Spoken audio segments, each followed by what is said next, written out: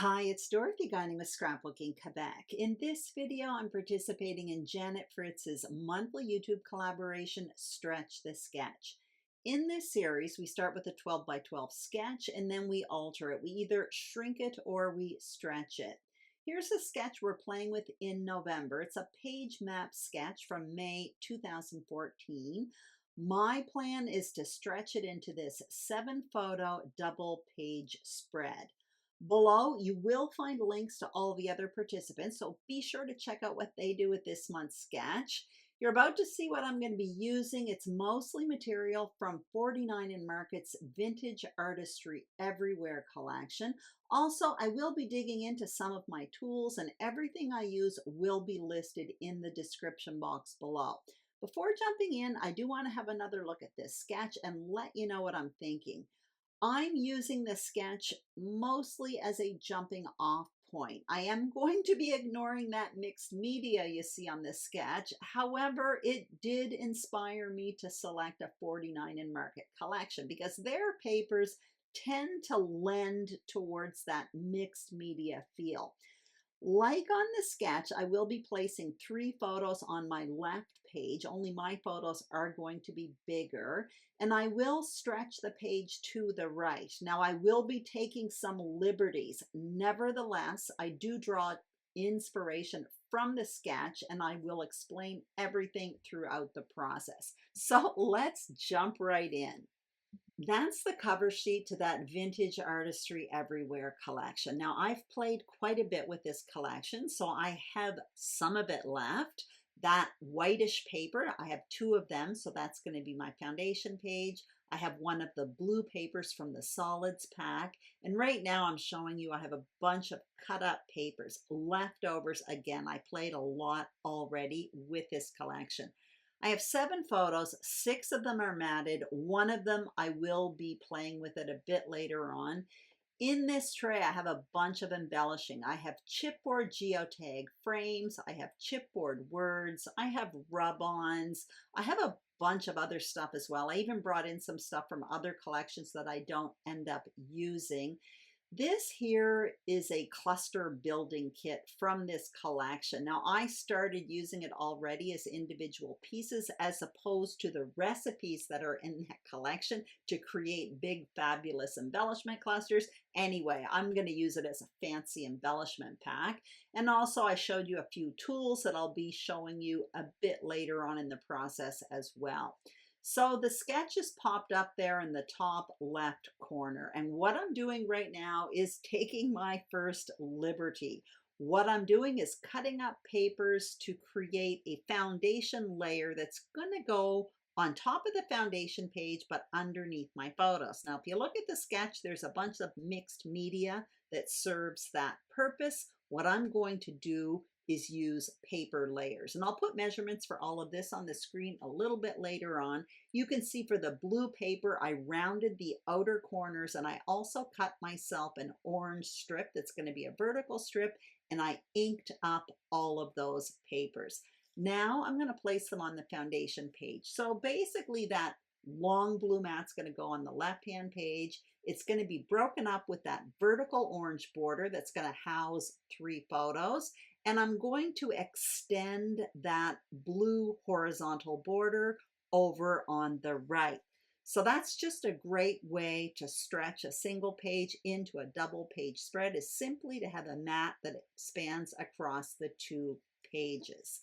Now what I'm going to do is add some tags. So I have this tag die set you see there. It's from Elizabeth Craft Designs. I'll put it in the description box below. You can see there are huge dies all the way down to really tiny dies. There's also reinforcer dies there as well for the little holes in the tag. So if you look on the sketch, there's a layering piece over on the far left. That's why I grabbed those tag dies. I cut myself out 2 for the right-hand side, and I'm just going to repeat it over on the right, even though it's not on the sketch. So I'm just going to repeat that on the right-hand side. I'm thinking on the right, I want 3. You're going to see I have a bit of trouble with that, but in the end, I do end up using 3 on the right-hand side. Now what you see me doing is digging into some 12-inch scraps. I want to put a little border over on the right-hand side of that orange photo strip there. So I'm thinking I have a couple different papers there. I've got that white paper with the blue crosses on it. I also have another white one. It almost looks like a diagonal stripe that you would see on a, I don't know, an airmail envelope or something. I also have that row of blue tickets there, and that is from one of the Essentials collection that come in color families from 49 and Market. Cindy actually sent me those. So Cindy, if you're watching, thank you very much. I use them. I'm still using them. She sent me a whole whack of them. So thank you very, very much. Anyway, I decided to go with the blue diagonal stripe. Both of them would have worked. That's just what felt better to me at this particular moment. And now what I'm going to do is adhere these page parts on the foundation page. So I'm starting over there on the left, kind of positioning it more towards the bottom of the page. Then what I will do is adhere those two narrow strips just to the right of that orange photo border there. And when I adhere those tickets there, you're going to notice what I do is I cut off the top, because the top of the tickets, there's like this little jagged kind of torn edge. I don't want that to be at the top, so I slice it off, but the row of tickets is still way too long, so I'm adhering it to that border. And then once it's down and positioned how I like it, then I'm going to put it in my trimmer and just trim off the bottom. It's kind of a fun row of tickets. It says words like the story and photograph and stuff like that, which is kind of great for these travel photos. It's good for any story, really. The story, photographs, that's what scrapbookers do, right? Anyway, now I'm adhering this to the left-hand side of my right page, and then what I'll do is just tuck in that blue horizontal border, and I'm just making sure it's at the same level from the bottom of the page as it is on the left-hand page. Now I'm adhering my photos to that photo border, so I'm starting with the bottom one, then I will do the top one, and then what I will do is basically position the middle photo in the middle in between, and I didn't make you watch all of it. So now I'm placing my other photos. They are loose right now because I'm going to want to play around with my embellishing, but I want to have an idea of how those tags are going to look with my photos. And at this point, I want to put 3 tags over there on the right, but I'm not quite sure how I'm going to do it at this point. Now what I'm doing is getting out this giant geotag frame from the Chipboard geotag frame collection. It's really, really cool. And if you look on the sketch, the photo on the far right is framed. So I am using that as inspiration to frame this photo. And I happen to have this really cool frame from that embellishment pack. I absolutely love it. That embellishment pack came with a whole bunch of Chipboard geotag frames, but I think there were 2 or 3 really big ones, and I only have one left, so I'm really thrilled to be able to use it. So in order to frame that, all I did was place it on top of my photo, and I drew a pencil around it, a line, so I knew where to cut, and I just cut inside those lines and then adhered that frame on top of my photo. So now I have my photos in place. I have my tags almost in place. I still don't know what to do with that 5th one yet, but it floats around for a while and it does make it onto my page. But now what I got to do is get out my embellishing. So what I did was I kind of narrowed down my selection a bit. But the first thing I want to show you is my title, which is Lake Louise 2023. I created my own self-adhesive alphas with paper and those Be Creative tape sheets along with these dies from Elizabeth Craft Design. So what I did was I backed paper with those Be Creative tape sheets, ran that adhesive back paper through my die cutting machine with my alpha dies, and out popped self-adhesive alphas. Absolutely fabulous. Also, I'm showing you these tree dies from Tim Holtz, and off camera, I cut out a bunch of tree dies in blue scraps of paper. I know blue's a bit weird for trees, but I used my scraps of paper and hey, I like it, so that's what counts. Anyway, what I want to do is talk about those tree dies just for a minute because it is from a past Christmas collection. It is that season right now. And if you do camping pages or hiking pages and you live in an area where there are trees like that, Christmas tools are a great place to look for that. You can use them year round. Also, what I'm doing right now is showing you the other alpha. So basically, I just kind of selected some of the alphas from that bigger tray that I showed you earlier, and I was focusing on color, the blues, oranges, and off-whites. Now what I want to do is start building clusters. Now, if you look at the sketch, that mixed media kind of goes in a diagonal on the page. So I'm thinking diagonal design. And in order to do that, I would create two main embellishment clusters, basically in the top left and the bottom right. So that's what I'm going to be focusing on. And the inspiration is coming from the sketch. So what I'm going to do right now is start my embellishment cluster by placing the trees, because when I create embellishment clusters, I like to create them using a foundation layer of something that repeats in both of the embellishment clusters, or three if I'm doing three. And I like that to be the biggest piece. So in this case, it's going to be the tree. So I placed three there over on the right, sort of positioned on the side towards the bottom, and that's intentional. Now, when I do it on the left, I'm going to be doing it in the kitty corner. So again, sort of on the side, but a little bit up towards the top of the page. So what I'm doing right there is establishing a diagonal design. Now, later on, I do come in and add a hint of a visual triangle, but I'm starting with this diagonal design in mind. Now what I'm going to do is repeat elements. So I'm starting with those geotag frames. I bring in another one for the bottom right. I add another one in the top left, again, reinforcing that diagonal design. And I keep repeating. So I'm repeating shape. I'm repeating color. You'll notice I'm adding orange in both. I am adding blue in both. And I'm adding white in both. So they're not identical in what the images are, but the color is repeating, and some of the images are repeating even if they are in different colors. If you look at the orange car in the top left, there is a car in the bottom right. It's just that it's pale blue. So I hope you get the idea there. I'm using repetition. I'm using repetition with images and with color, but it doesn't mean that I have an orange car in each. I might have a blue car in one and an orange car in another.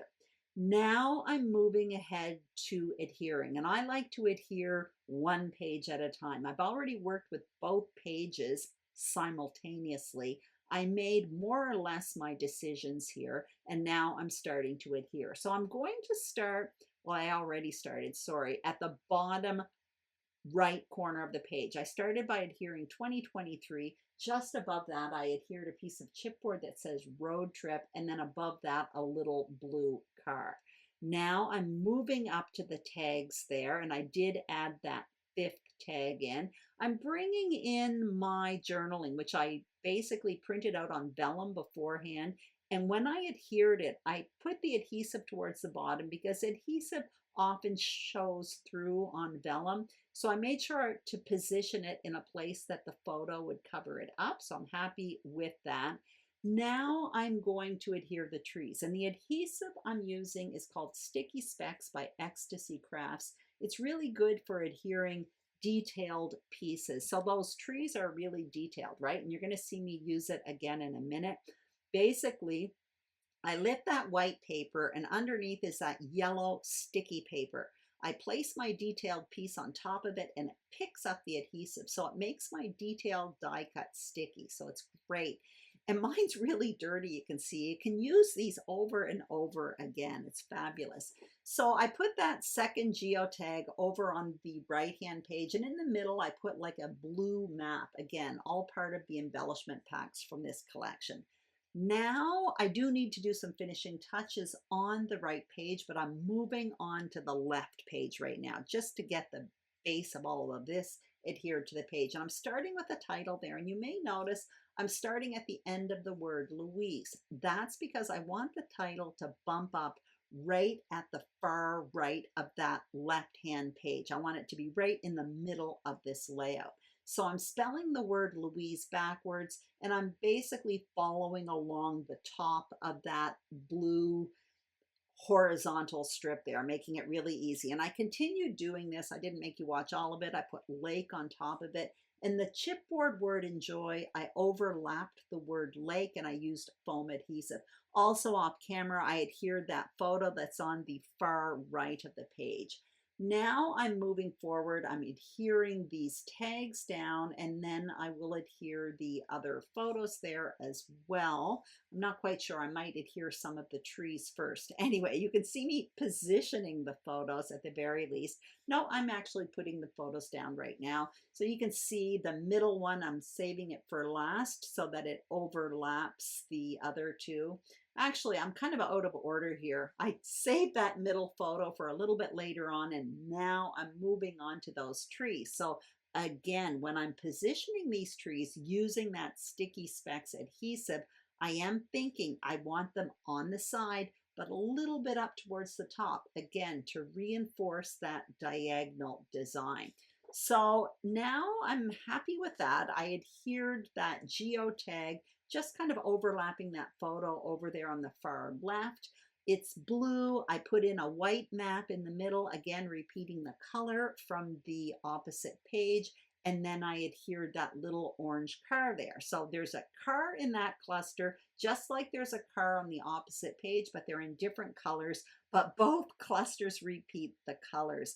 Now I'm trying to add a hint of a visual triangle. You see me working towards the top there. So I have two circular elements. One says see places and the other is a little camera. And again, I'm repeating color here, that blue, that off-white, and the orange. I'm also thinking there are tags up there, and I'm covering up purposefully, I think the word is, two of the holes, because I have 5 tags. So I'm going to want to put something in those tags, strings, something like that.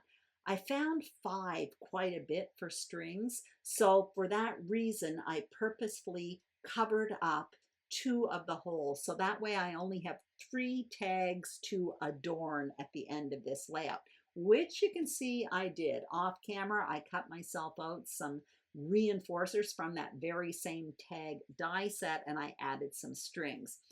When I looked at my page afterwards, however, I found it looked too icy, almost wintry. Now, it was cold at Lake Louise, but it wasn't winter, so I didn't want my page to have a wintry look. I dug into my embellishments and I pulled out those rub-ons. So I cut out 3 of them, and I'm thinking of placing them around my page. Now, I'm actually kind of hiding them and purposefully having some bleed off the page, some kind of tucked behind things. Anyway, I don't want to do this on camera because I want the words to be straight. So I decide to do it off screen.